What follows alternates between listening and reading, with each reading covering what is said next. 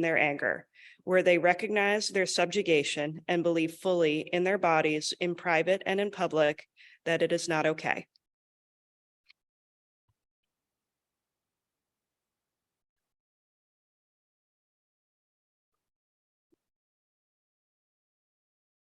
Almost 10 years ago now, I went to a rally outside Boston City Hall. The Supreme Court had just struck down laws in Massachusetts that required a buffer zone around abortion clinics and the people who were there to protest them. So that meant now protesters could get as close to the clinics and their patients as they wanted. And hundreds of people turned out in support of the clinics, wanting to know what they could do to help. And this rally was emceed by Ayanna Pressley. Back when she was a city councilor, she was the first woman of color elected to the Boston City Council. It was the first time I had ever heard of her before, though now I get to tell this story in places outside of Boston and people know who she is. But at this rally, Ayanna Pressley introduced the speakers from all the different organizations and parts of the local government, and in between, she talked to us. She told us about how her friends were often nervous that she was so outspoken and how they had tried to convince her not to MC this rally. People will think of you as an angry Black woman, they told her. She looked out over this crowd of hundreds and she said, you know what? I am angry. And with everything that's happening, I should be angry. I will not hide my anger. And in that moment, the crowd cheered and I was stunned. I have been thinking about this experience for so long now. What it was like to see a Black woman proudly name and claim her anger in front of a crowd out in public. It was shocking to me.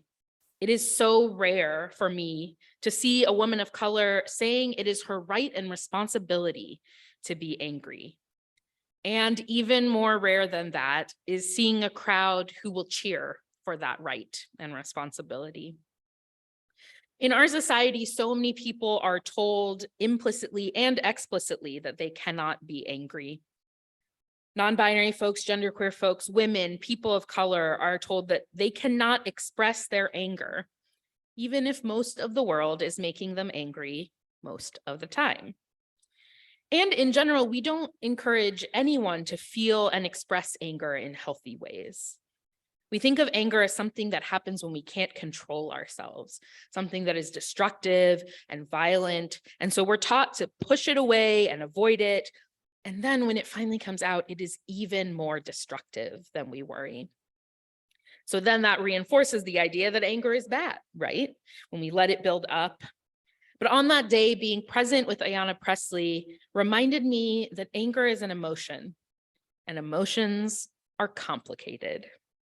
And so I've been working to reclaim my own anger, been noticing and naming things that make me angry, not frustrated, not upset, not annoyed, but angry. And I've been working on feeling that anger and naming it and expressing it instead of ignoring it or shoving it aside. And then once I notice it and feel it and express it, I try to turn that anger into a tool for good, a righteous anger.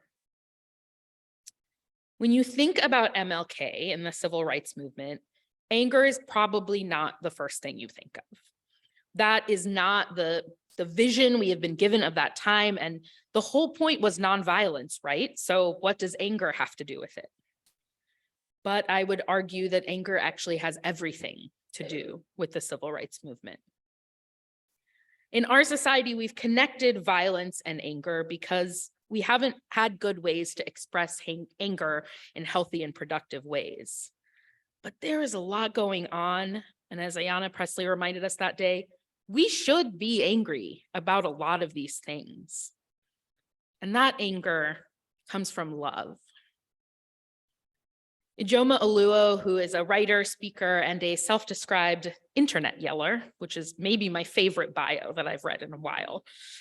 She talks a lot about race and community and patriarchy and justice. And she gave a speech in 2018 at a Seattle MLK Day breakfast on this topic of love and anger and MLK. She says, Dr. King was a man of love. His love was oceans deep and wide. This was not love rooted only in his faith, but in his community, his family, and his people. And all of Dr. King's life, he saw those that he loved so much abused, degraded, and killed by their own nation. And when he saw that, he was angry. She goes on to say that when King led his peaceful demonstrations in Birmingham, and he was jailed and he witnessed his friends and fellow activists who were also arrested for peaceful protests being abused by the cops. And then he heard word that he had been condemned by white church leaders for inciting this mistreatment. When he heard that those church leaders were praising the police who had abused him and his brothers and sisters for maintaining order, he was angry. This is not anger over an insult or snub, Oluo says. This is not anger over a dispute or spurned pride. This was an anger born from love, righteous, pure love. This is an anger that fights to keep love and those that you love alive. An anger that fights to keep love and those you love alive. How powerful is that? That is a tool that you have access to. I was noticing when we sang our gathering music that the first verse is we are a gentle, angry people, and the last verse is we are a gentle, loving people.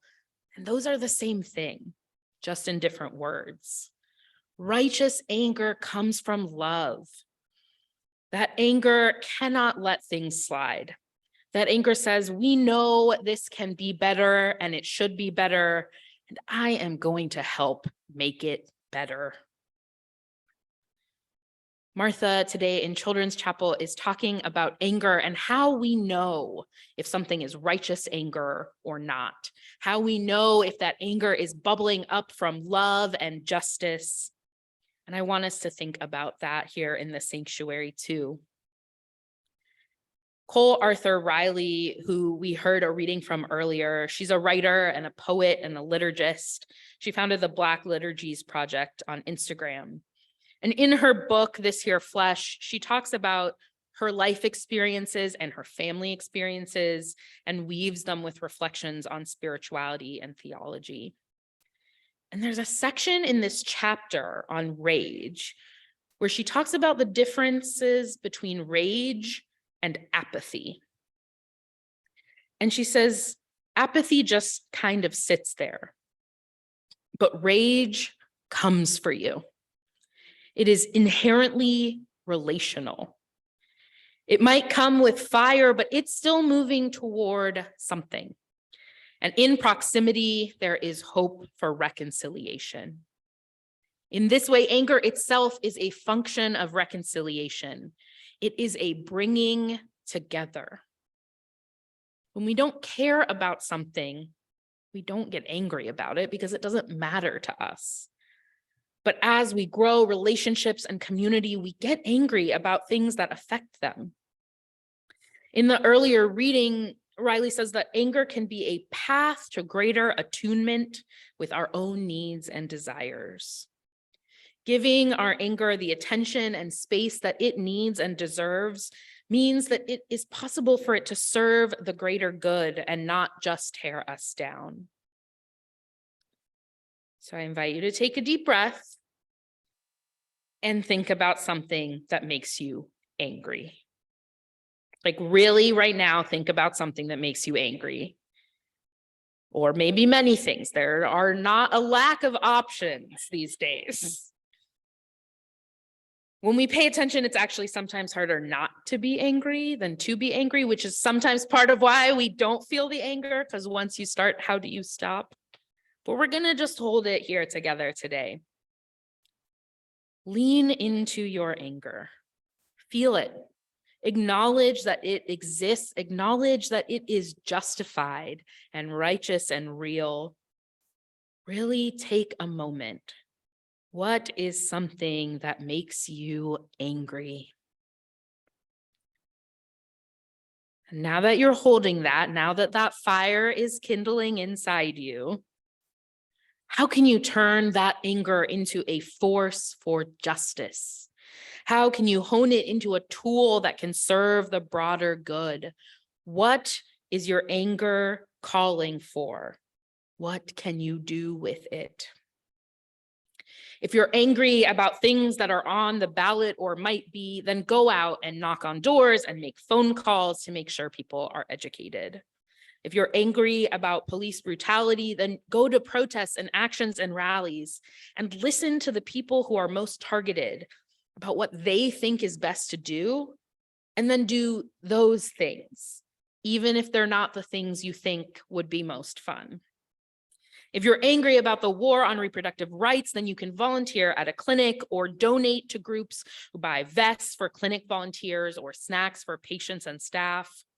If you're angry about ICE arresting and imprisoning people who have immigrated to this country, then show up outside offices and detention centers, donate to pay the exorbitant bonds that get set to get people out, drive people to their court appointments, and let them sleep in your spare room. If you're angry about abusers getting away with it, then volunteer at a local domestic violence shelter. Speak up when someone says something inappropriate. Teach the children in your life about consent and boundaries and what those things mean.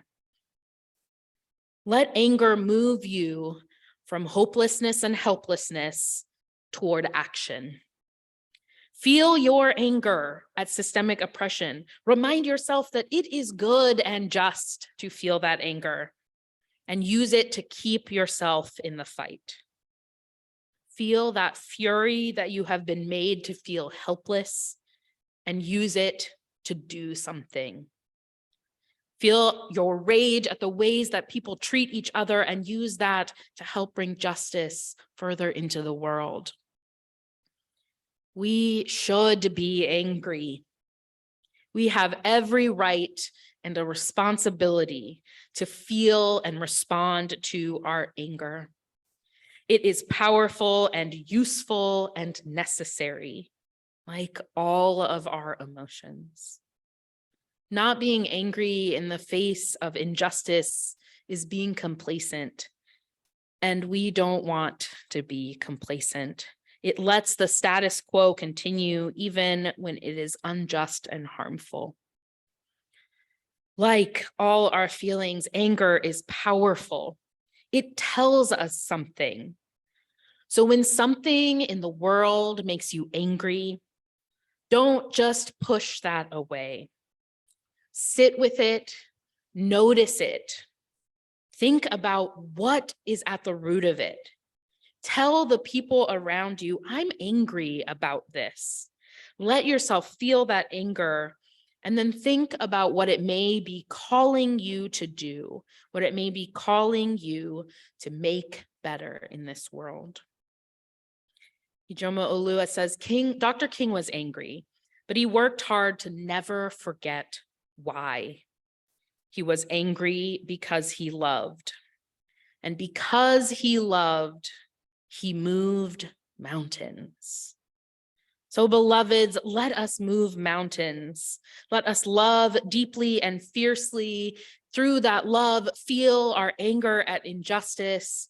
And with all of that, change this world toward the beloved community that we know is possible. Let's follow in the spirit of Reverend Dr. Martin Luther King Jr., not the sanitized version, but the version who loved so deeply that he could not let the world stand as it was. May we be inspired. May it be so.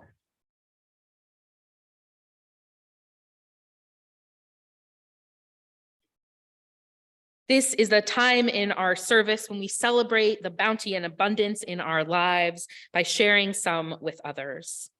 Today and for this month, our offering will be shared with Black Lives of UU, or BLUE, an organization that creates spiritual community for Black UUs and other Black people committed to collective liberation.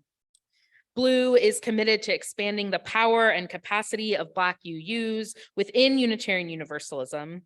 providing support, information, and resources for Black Unitarian Universalists, and justice making and liberation for Black people through our faith. If you are in the sanctuary, the ushers will come by with baskets. If you are online, the link will be in the chat. And whether you are in person or online, if this is your first time in worship with us, we invite you to let the basket pass you by. Your presence here with us is your gift. I'll invite you to remain in your seats as we sing an offertory hymn, number 3.